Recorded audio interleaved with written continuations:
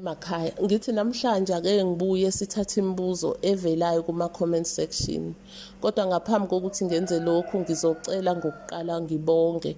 Ngiyabonga ngokuthi nisilandele nokuthi futhi niphinde futhi nilike umsebenzi lona esiwufakayo lana kuma-video. uNkulunkulu namathonga anandisele. Kodwa-ke ngizocela nje ukuthi nisibekezelele kuma-comment section. Ngiyazi ukuthi abantu bayabuza balindele ukuthi baphendule. Isizathu sokuthi singaphenduli kusuke kube kuningi kakhulu, manje asikwazi ukuthi sikhethe iphela emasini. Sizozama le ndlela lena yokuthi siphendule abantu, sithembe ukuthi kuzosizakala abaningi ngesikhathi esisodwa. Ngizoqala ngale video le ekhuluma ngomuntu osashona esigcine ngayo ukuyenza. Kuhambe kwavela imibuzo kule video, ngizothatha nje eminye ngithi ukuyiphendula nangokulandelayo kanjalo kanjalo. Kukhona obuzile lana wathi kusuke kusho ukuthini ukuphupha umuntu osashona ekushaya. Lokhu-ke kuyibika elibi kakhulu. Leli phupho lisuke lilibi, litshengisa kona ukuthi kukhona ulaka oluvukayo kubantu bakini abalele. Kusuke kusho ukuthi kukhona izinto ozenzayo noma indlela ozihambayo ezingabathokozisi, kakhulukazi yena lo suku umphupha eza ezokushaya.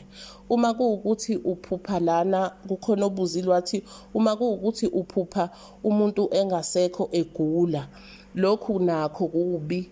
Omunye uye wabuza wathi uma umphupha egule nezilonda. Ngicabanga ukuthi umbuzo ocishe ufane loyo. Uma kuwukuthi umphupha egula umuntu ongasekho, lokhu nakho kuyibika elibi, lisuke litshengisa kona ukuthi umuntu lona omphupha egula akazange awele kahle. Kuphinde kubike ukuthi akalele kahle nalapho elele khona.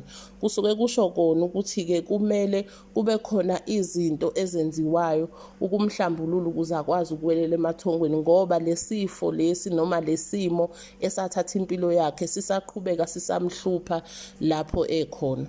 Omunye uye wabuza lana wathi uma kuwukuthi uphupha umuntu osashona enza iwashingi kusho ukuthini. Lokho kusuke kubika kona ukuthi kudingeka inhlambuluko, kusho bona laba balele. Kwesinye isikhathi-ke omunye leli phupho kalithole uma kuwukuthi ade sebenzisa izinto ezithile, ehlambulula idala noma ehlambulula idlozi. Lapho-ke noma ehlambulula umsamo. Lapho-ke mawuthola leli phupho emva kokwenza lezi zimo lezi, kusuke kutshengisa kona ukuthi inhlambuluke lo yenzile yamukelekile, bayithathile abantu abadala. Kodwa mekuwukuthi uyaliphupha awukaze wayenza leyo nhlambuluko, kusuke kutshengisa kona ukuthi abantu abadala bayakuvezela ukuthi kukhona inhlambuluko edingakalayo, kukhona inhlambuluko abayizamayo ukuyenza abadinga ukulekelelwa kuyona. Ngiyathemba ukuthi kukhona lapho esinicacisela khona. Ngizophinde ngibuye futhi ngibambe eminye imibuzo kanjalo kanjalo. Ngithi akukhanye njalo kudede ubumnyama. Makhosini.